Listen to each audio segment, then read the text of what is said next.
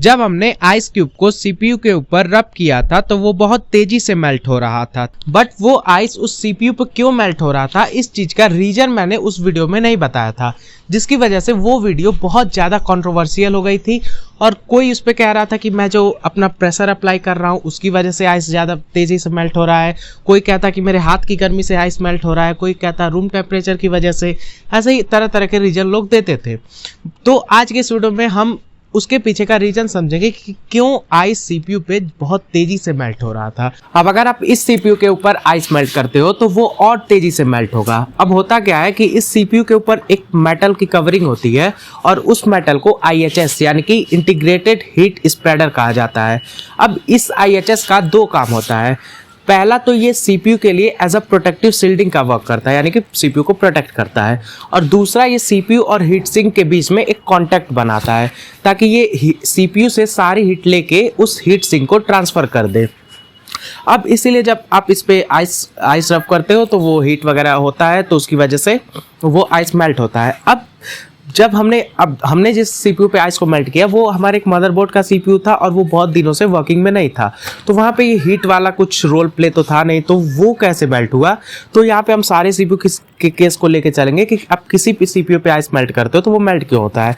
तो होता ही है, सीपीयू मैन्युफैक्चरिंग में बहुत ज़्यादा मेटल्स यूज होते हैं।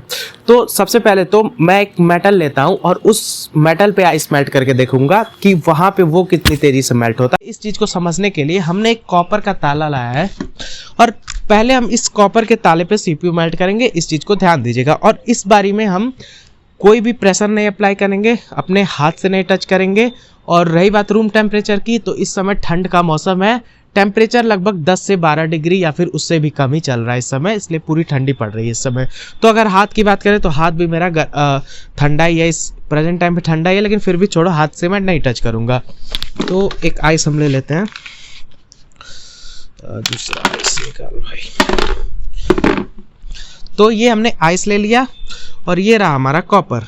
तो हल्का सा इसके प्रेशर नहीं अप्लाई करूँगा, सिर्फ पकड़े रहूँगा ताकि आइस नीचे ना गिरे। तो ये जब मैं इस पर रख रहा हूँ, ये देखो कितनी तेज़ी से ये मेल्ट कर रहा है, इसे बहुत ही तेज़ी से। अगर आप ये चीज़ ध्यान दोगे, थोड़ा सा इसका शेप चेंज हो गया इतने ही टाइम पे। और अगर फिर से इस कॉर्नर को मैं रखूँ, कोई प्रेशर मैं नहीं अप्लाई कर रहा हूँ, बस सिर्फ इसे मैं पकड़ा हूँ।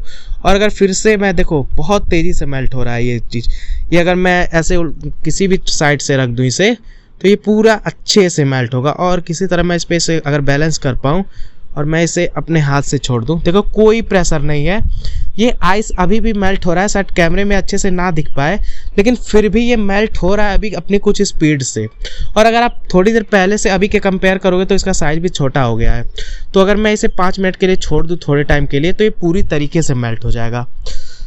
अब इसके नीचे पानी आने की वजह से ये शायद थोड़ा सा ऊपर हो गया हो, जिसकी वजह से कॉपर से कनेक्ट नहीं हो पा रहा हो, जिसकी वजह से मेल्ट ना हो रहा हो। बट आप इस चीज़ को घर पे अपने ट्राई कर सकते हैं। कोई भी कॉपर का मेटल लेके जब आप उस पर आइस क्यूब को रखेंगे तो वो मेल्ट होगा बहुत तेज़ी से। तो यही रीजन था यहाँ पे सीपीयू के ऊपर भी मेल्ट होने का। अब ये क्यों मेल्ट होता है, अलग अलग मेटल की अलग अलग थर्मल कंडक्टिविटी होती है। अब थर्मल कंडक्टिविटी क्या होती है, ये सारी चीज़ें मेरा फिजिक्स वगैरह साइंस वगैरह चैनल है नहीं, तो इस चीज़ को एक्सप्लेन नहीं करने जाऊंगा। मैं डिस्क्रिप्शन में एक लिंक दे देता हूँ जिसके बारे में अगर आप पढ़ना चाहें तो वो पढ़ सकते हैं। तो उम्मीद है इस चीज़ का रीज़न, जो भी रीज़न था आइस मेल्ट होने का, ये चीज़ आपको समझ आ गया होगा। Thank you.